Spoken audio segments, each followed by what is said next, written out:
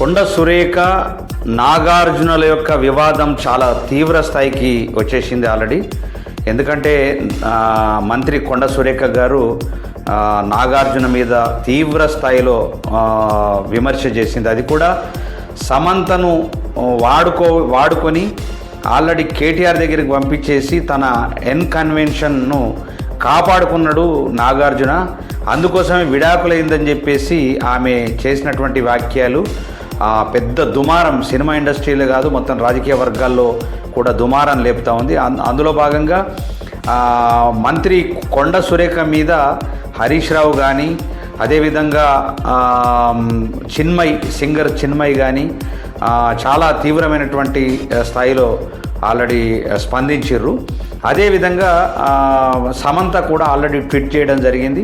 మరి మీ రాజకీయం కోసము నన్ను వాడుకోవడం ఇది సరైనటువంటి పద్ధతి కాదు. మరి సినిమా ఇండస్ట్రీలో ఇలాంటి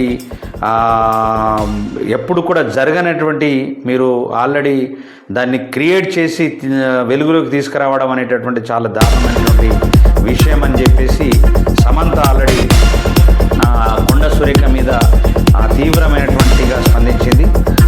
మహిళల్ని వస్తువుల్లో చూసే ఈ గ్లామర్ పరిశ్రమలో పనిచేయడం, ప్రేమలో పడటం, నిలబడి పోరాటానికి చాలా శక్తి కావాలి. నా ప్రయాణాన్ని చిన్నచూపు చూడొద్దు. ఇక విడాకులు అనేవి పూర్తిగా నా వ్యక్తిగత విషయం అని చెప్పేసి ఆమె స్పందించింది.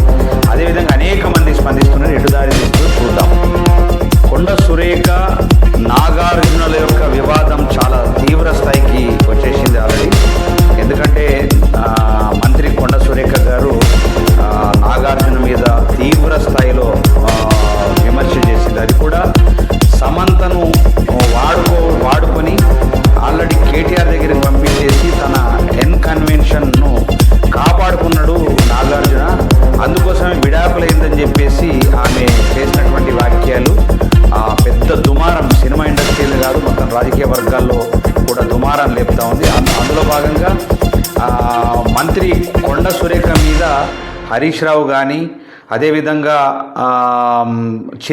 సింగర్ చిన్మయ్ కానీ చాలా తీవ్రమైనటువంటి స్థాయిలో ఆల్రెడీ స్పందించారు. అదేవిధంగా సమంత కూడా ఆల్రెడీ ట్వీట్ చేయడం జరిగింది. మరి మీ రాజకీయం కోసము నన్ను వాడుకోవడం ఇది సరైనటువంటి పద్ధతి కాదు. మరి సినిమా ఇండస్ట్రీలో ఇలాంటి ఎప్పుడు కూడా జరగనటువంటి మీరు ఆల్రెడీ దాన్ని క్రియేట్ చేసి వెలుగులోకి తీసుకురావడం అనేటటువంటి చాలా దారుణమైనటువంటి విషయం అని చెప్పేసి సమంత ఆల్రెడీ కొండ సురేఖ మీద తీవ్రమైనటువంటిగా స్పందించింది. మహిళల్ని వస్తువుల్లో చూసే ఈ గ్లామర్ పరిశ్రమలో పనిచేయడం, ప్రేమలో పడటం, నిలబడి పోరాటానికి